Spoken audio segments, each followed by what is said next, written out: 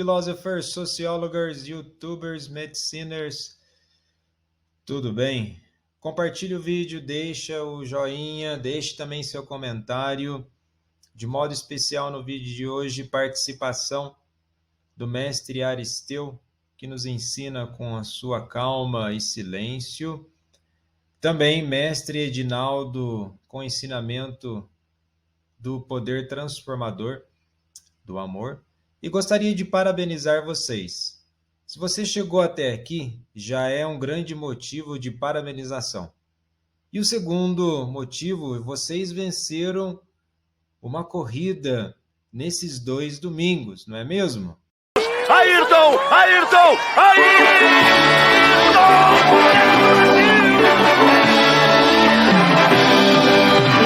No braço!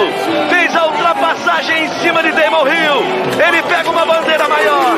Ayrton Senna vive mais um momento de glória contra o imenso favoritismo! O primeiro ensinamento com o mestre Aristeu nos leva a refletir que a calmaria e a tranquilidade não são resoluções para os nossos problemas, mas certamente nos aproxima de um estado de equilíbrio que possamos resolver as situações da melhor forma possível. Vejamos com a arte aristêutica de ser.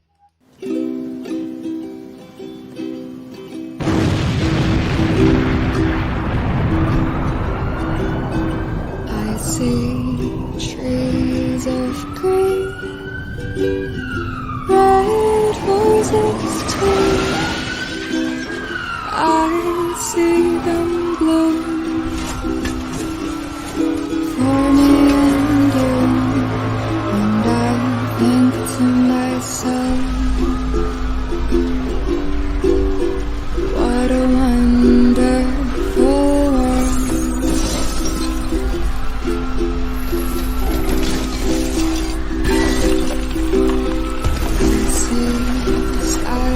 Of blue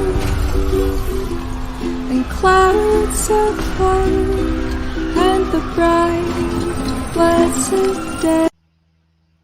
Descartes afirmou: penso, logo existo. Albert Camus, o escritor francês, disse: penso, logo me revolto. E o mestre Edinaldo ensina que é preciso existir e utilizar da revolta com a força do amor e o amor que protege e ajuda as pessoas. Vejamos.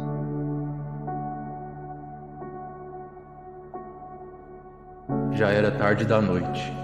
Eu estava esperando o ônibus para ir para casa. Não havia ninguém pelas ruas e isso me deixava ansioso. Eu queria ir embora logo para assistir a live do Edinaldo Pereira, que ele fazia todas as noites. Pensei em ir embora a pé, mas talvez demorasse mais do que esperar pelo ônibus. E enquanto eu pensava, alguém chegou e se sentou do meu lado. Ele olhou para mim e disse: "Você não parece bem." "Eu tô bem. Só quero ir embora logo. Tô perdendo uma live muito importante." Ele perguntou: "Live? De quem?" "Do criador do nosso universo, Edinaldo Pereira." Ele pareceu não gostar do que falei, então fiquei em silêncio. Mas logo ele diz algo: "Edinaldo Pereira? Esse cara não é nada, é um fraco. Você tem que aceitar o amor de Shrek." Eu fiquei sem palavras. Ele sim é um Deus de verdade. Você aceita o amor dele? Não, isso é loucura. Shrek nem existe. Então não tenho escolhas. E ele começa a rezar: "Shrek, aqui tem um herege que recusa o seu amor." Eu achei que ele estava ficando louco de vez, mas uma luz verde toma conta daquele lugar, e então Shrek aparece na nossa frente. Eu fiquei muito assustado. Aquilo tudo nem parecia real. Aqui está o herege, Shrek. Você não aceitou o meu amor? Agora eu vou te quebrar na porrada. Quando Shrek ia me espancar, alguém o derruba no chão. Era Edinaldo Pereira. Eu fiquei maravilhado. Você não pode obrigar ninguém a te amar, Shrek. Shrek se levanta e diz: você tem razão, mas eu posso te destruir. Shrek se prepara e avança furiosamente em Edinaldo Pereira. E com seu mais poderoso soco, Shrek nem o derruba.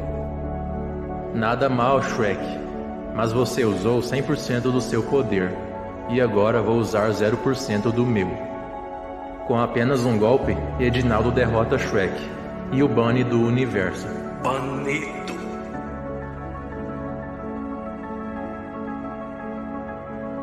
Obrigado por me salvar, Edinaldo. Eu te devo minha vida. Nunca vi tamanho poder. Me perdoe, Edinaldo. Quero apenas adorar a você. Fico feliz em ganhar mais um inscrito. Agora vou cantar para vocês.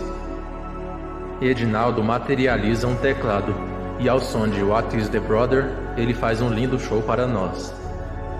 Aquele foi o melhor dia da minha vida.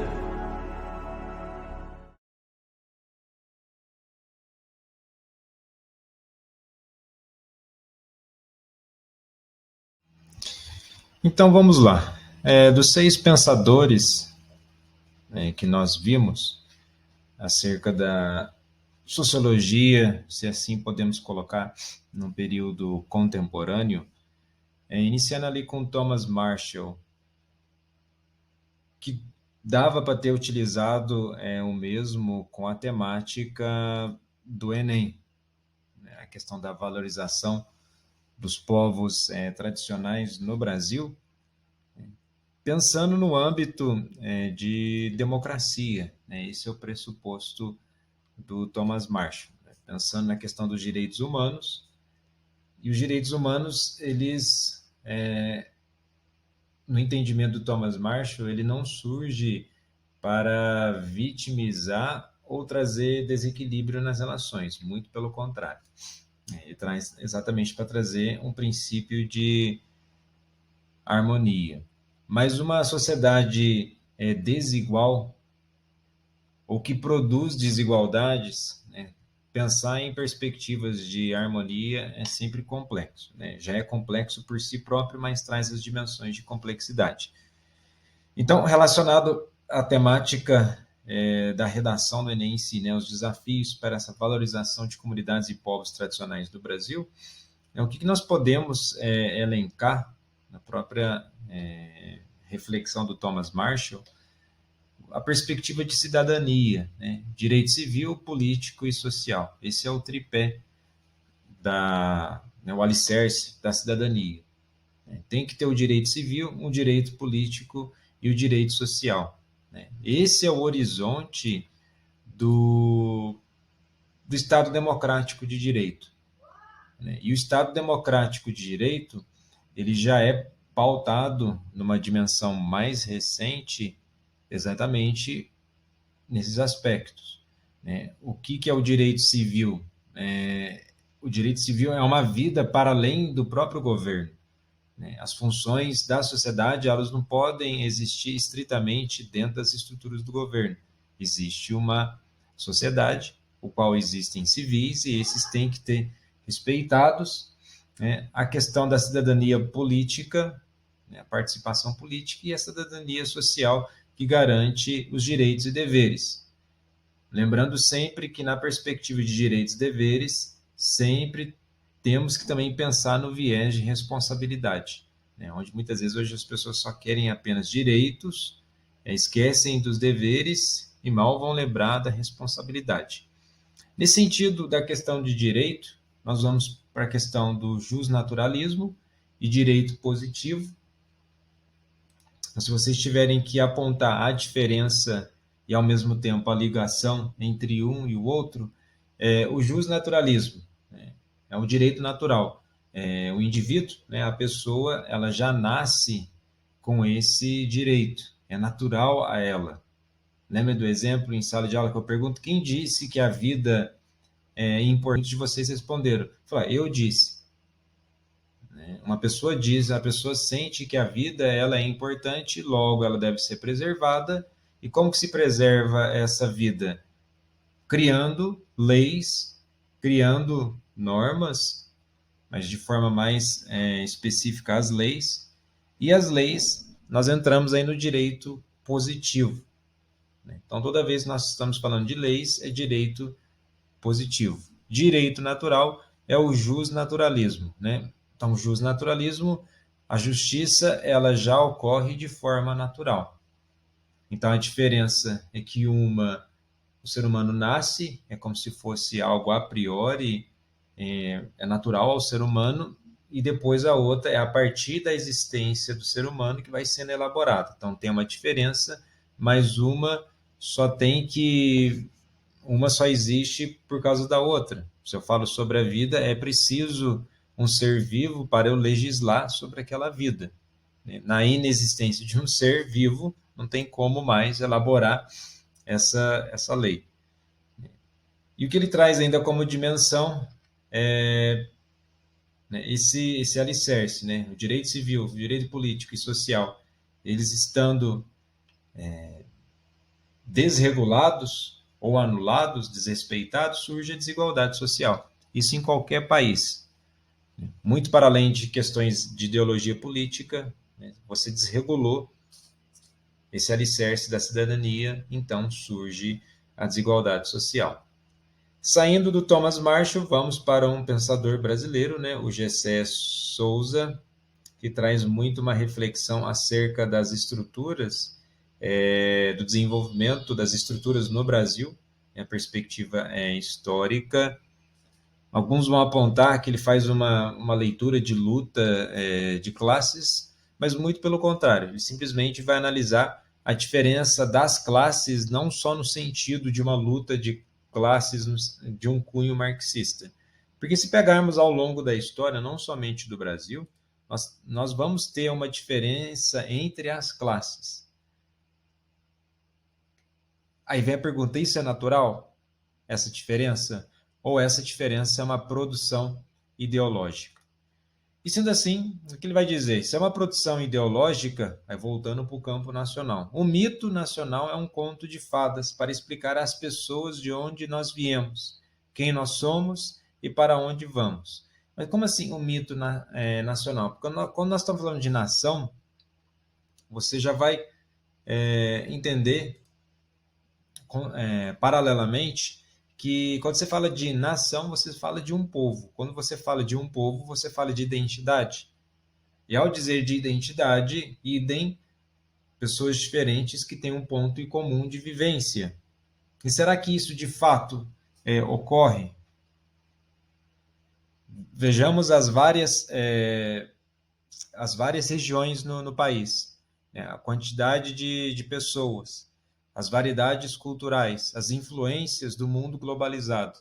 Quais são os aspectos de identidade? Unicamente a língua? Existem, mesmo sendo diversificado, miscigenado, existem elementos comuns, né? Então, essa questão do mito é um conto de fadas para explicar às pessoas de onde nós viemos, mas de onde de fato nós viemos? Nós viemos apenas de um processo de colonização, que era um único padrão, mas a partir, né, do crescimento, do surgimento de uma nação, e a composição dessa nação é exatamente por essa diversidade cultural. Então, o que ele vai apontar, não desmerecendo, mas quando coloca que a nossa sociedade ela foi fundada por uma ideologia predominantemente europeia, já existiam aqui manifestações culturais, depois foram trazidos outros povos que ajudaram a compor a identidade desse povo. Em momentos de crise, o que ele vai apontar, ou de certo modo, momentos de fechamento, ou até mesmo de uma certa antipatia à vida social, pode surgir o personalismo.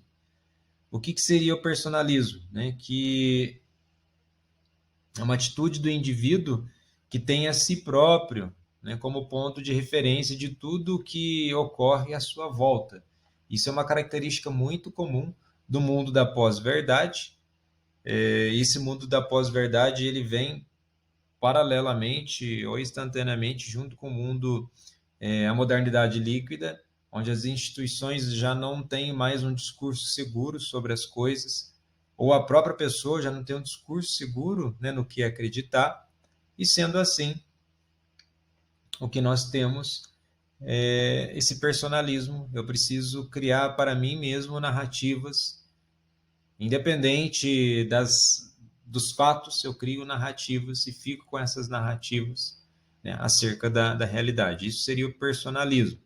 Então, só para repetir, em termos de definição, é um indivíduo que tem a si próprio como ponto de referência de tudo o que ocorre à sua volta, né, descartando até elementos da própria lógica, elementos da ciência. Depois temos o patrimonialismo, né, e populismo. Esse patrimonialismo, o próprio nome já diz, o patrimônio, né, a palavra patris, de pai, monis, né, que seria único patrimônio, é enraizado, né, o historiador brasileiro, né, o Sérgio Buarque de Holanda, né, na obra Em Raízes do Brasil, atribuiu que esse patrimônio, como que ele surge? Né, o próprio processo de colonização do nosso país. Exatamente um acercamento de terras para que então pudesse extrair uma matéria-prima para escoamento para a capital, né, para a sede do império. Então, você tem esse patrimônio, e esse patrimônio ele consolida as raízes da própria concepção de proteção da propriedade privada, né, as questões do latifúndio no país, as próprias formas de conceber o que é o desenvolvimento do Brasil. Durante muito tempo, o Brasil ele tinha uma noção de que ele se tornaria grande apenas pelo aspecto agrícola, tanto que o processo de industrialização no Brasil ele é tardio comparado às outras nações. Mas voltando, patrimonialismo é exatamente, se no personalismo, né, é o indivíduo que tem como ponto de referência, o patrimonialismo é exatamente o ponto de referência do desenvolvimento da sociedade, é a proteção ao patrimônio e à propriedade privada. Lembrando que a própria Constituição Federal traz a dimensão de que a propriedade ela tem uma função social, e essa ideia, né, da função social na Constituição Federal sobre a propriedade privada, ela contrapõe, né, essa superproteção da propriedade. Depois o populismo. O que é o populismo? Né? Populis, né, do povo. O que esse povo ele quer? O governo, de certa forma, vai falar.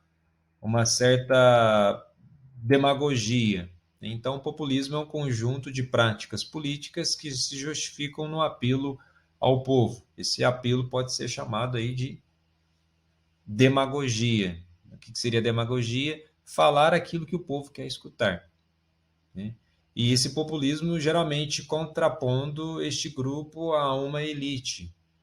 Basta analisarmos o momento político recente no Brasil, não entrando em questões partidárias, sempre há uma necessidade do discurso de que um lado está certo e o outro lado está errado, de que um lado é o certo e o outro lado é o pior para o país, né? Isso é um discurso populista, e uma curiosidade, né, incomum até com o momento vivido no Brasil, isso é algo que vem se alastrando, né, no próprio mundo. Se nós vamos ali para os Estados Unidos, né, quando o ex-presidente, né, o Trump, ele dizia let's make America great again, vamos fazer os Estados Unidos um país grandioso novamente. Agora ele está retomando esse discurso, exatamente esse contraponto.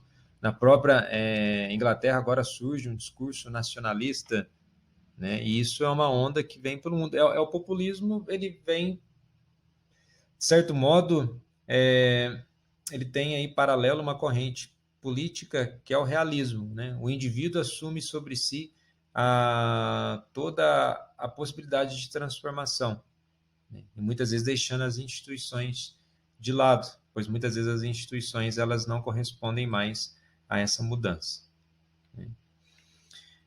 Depois,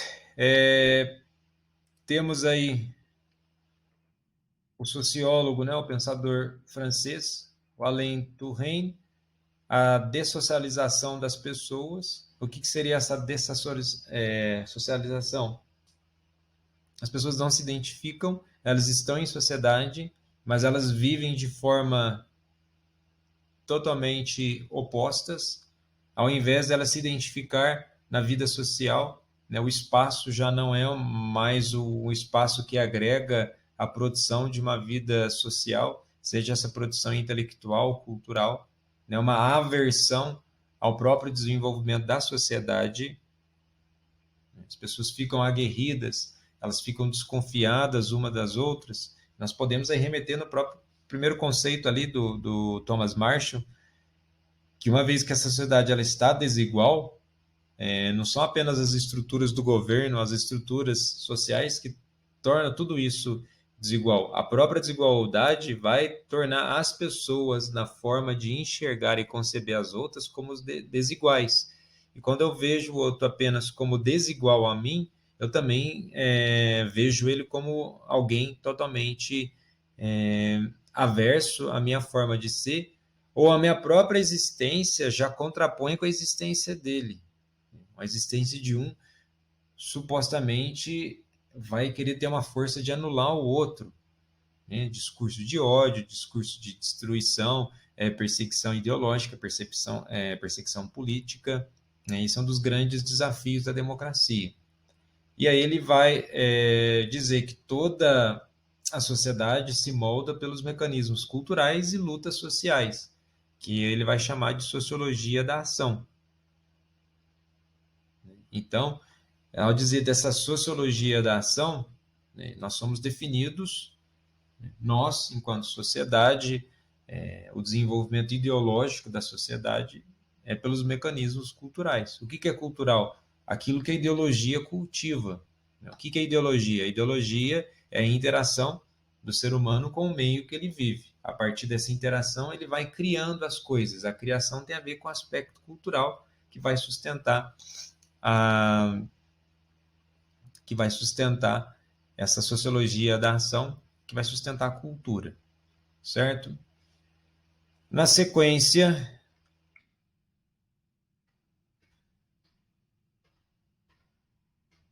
a teoria da complexidade, do Edgar Morin. Ele vai falar que a complexidade é um tecido de constituintes heterogêneas. Basta nós olharmos para a própria democracia. O pressuposto democrático é que a sociedade ela seja heterogênica, que ela seja para a diversidade e inseparavelmente associadas. Então ele coloca um paradoxo do uno e do múltiplo. Se é heterogêneo, é que tem uma multiplicidade. Mas cadê a unidade? O que acaba acontecendo, principalmente no mundo moderno, fala-se tanto em respeitar as diversidades que perde-se o foco daquilo que nos une. Então, para ele, os 4 conceitos. Ações, é preciso refletir sobre as ações, pois nas ações nós temos as intenções dessa unidade, as interações, realmente analisar como que o ser humano está interagindo, as retroações, para toda interação vai ter uma força oposta, então você vai retroagir.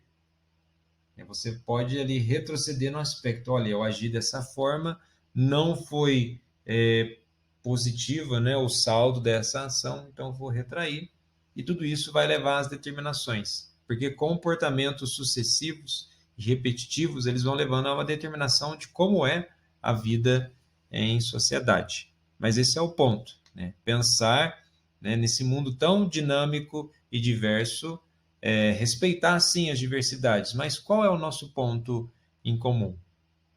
Será o respeito? Será o amor? Será a justiça? Será a verdade? O que de fato, qual é o elo que realmente deixa o ser humano em um estado que ele busque pela harmonia com o próximo. E aí vamos para o psicólogo, né, neuropsicólogo, né, o Jordan Peterson, que ele traz algumas críticas, e ele foi muito criticado por essa questão de falar do politicamente correto. E ele vai dizer que o politicamente correto é inimigo da liberdade de expressão. Aí que vem a questão. O que é liberdade? Primeiramente, o que é liberdade de expressão? Falar o que você quer? Essa que é a questão. Se você só fala o que você quer, você vai também escutar o que você não quer. Primeiro pressuposto. Aquilo que você está falando é verdade? Se não é verdade, então qual que é o sentido? Se não é bom, então qual que é o sentido? E se não é justo, então qual é o sentido de estar dizendo, eu tenho que me falar? Né? Devemos tomar sempre cuidado de que a liberdade de expressão ela não se torne também uma ditadura. Eu tenho que falar qualquer coisa, custe o que custar. Eu vou postar. Se aquilo que eu estou postando, que aquilo que eu estou falando, né, temos que ter uma noção de o que de fato, então, faz sentido. Né? É um processo aí dialético que nós temos que entender. Então, a importância da liberdade de expressão, ela está consubstanciada na Constituição Federal, né? Quando fala no artigo 19 que todo indivíduo tem direito à liberdade de opinião e de expressão. Agora, isso quer dizer que eu vou agredir o outro verbalmente? O que ele vai falar do politicamente correto é que de muitas vezes, há uma crítica sobre certas pessoas ou certos movimentos, e se eu criticar esses movimentos, a crítica não destrutiva, trazer uma reflexão, eles vão dizer que eu estou sendo intolerante. Vejamos, né, um exemplo que é colocado. Um ator, ele vai ser colocado num determinado papel, né, de filme, e aí ele tem que ter alguns requisitos, um requisito de cor, um requisito social, um requisito cultural, enfim. Né? Há uma necessidade de identificar aquele ator, né, com um personagem que ele vai vivenciar no filme. O que surge, né, principalmente nos Estados Unidos, aí a crítica dele é que você simplesmente tem que colocar determinado ator lá porque ele tem que representar socialmente outras partes da sociedade. Então ele vai criticar. E se alguém não fizer isso, alguém pode ser processado por racismo, por preconceito e por aí vai. Né? O que ele vai dizer é que muitas vezes o politicamente correto pode anular aspectos, né, críticos acerca da sociedade. Então, ele traz essa dimensão. A questão dos pronomes de gênero, né, no qual ele vai dizer que não traz uma questão de inserção, né, às pessoas na sociedade. Né? Se você utilizar os termos, que aí vem muita diferença, né, do que a perspectiva do que estava acontecendo nos Estados Unidos acerca disso. Eles estavam querendo utilizar da palavra, por exemplo, em inglês, a palavra man, né, M-A-N, e a palavra woman. Né, o sufixo da palavra woman tem man. Então, eles estavam querendo desassociar essa palavra porque no próprio termo de mulher estava subordinado fruto de uma estruturação linguística patriarcal. Então, eles estavam desassociando isso. Depois surgiram as questões de gênero, né? Que não pode ser todos ou todas, né? Embora o vocábulo latino ele já traz essa dimensão de inclusão. Mas ele vai criticar nisso porque aí existe uma militância intelectual que também ele vai, quando ele vai criticar, né, que ele não está dizendo que as pessoas não têm direito, ele vai questionar, né, o que eles estão buscando defender. Então ele traz esse tom de crítica acerca disso e ele acaba sendo bem questionado e até meio que odiado nos Estados Unidos por essa razão. Né? E depois ele elenca essa questão do pensamento moderno, até numa linha do Edgar Morin ali, né, o que de fato nos traz na unicidade? Há tanta diversidade, mas cadê o ponto em comum? Será aquilo que realmente é essencial está sendo trabalhado? Pensa-se muito no diverso, mas cadê a essência humana? Ele critica também o feminismo radical, né, extremista, né, no qual coloca, muitas vezes ele vai falar que a partir do momento que o homem ele é tóxico perante a mulher, no próprio fato do homem existir perante uma mulher. Então ele vai criticar isso aí. Porque se a mulher se coloca nessa situação de que todo homem, né, todo macho próximo dela já é um princípio de anulação da sua própria feminilidade, ele também vai falar ao contrário, né?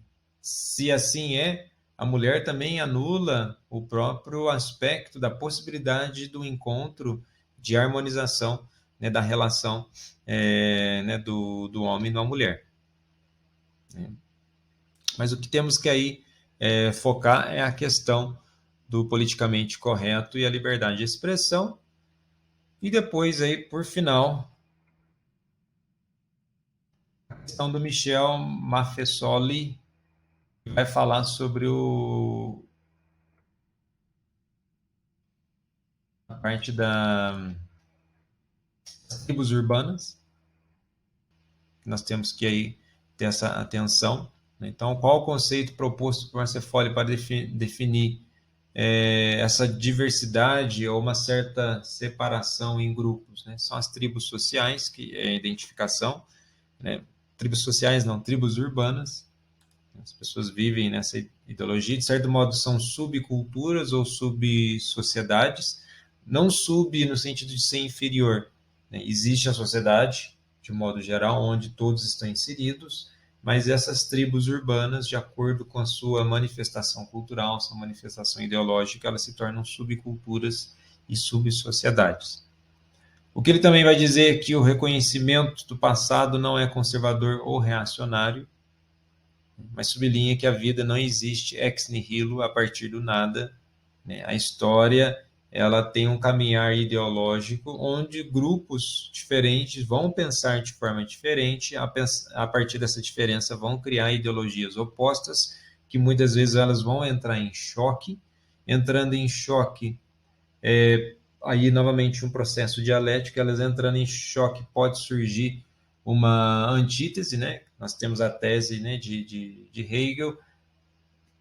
A partir desse choque pode surgir uma novidade e dessa novidade trazer elementos mesclados. Isso é muito presente no mundo moderno. Então, essas subculturas e subsociedades compartilham hábitos, valores culturais, estilos musicais, ideologias políticas e semelhantes. Essa é a proposta. E o apontamento é sempre a questão do cuidado que surgem os extremismos. Então, temos que não existe certos fenômenos sociais que não pode anular o outro. Então, temos aí um extremismo de um lado e um fenômeno exclusivo de um outro. Então, eu não posso negar isso é um extremismo, e eu também não posso dizer que só porque a pessoa está pedindo, né, reivindicando os direitos dela, aquilo ali seja um vitimismo. Tem que encontrar o princípio do equilíbrio. Esse princípio de equilíbrio é a questão da justiça dentro do universo da democracia, do Estado democrático de direito. Ok? Seria isso, philosophers, youtubers. Qualquer dúvida, deixem no comentário ou encaminhem mensagens. Ok? Sapere aude.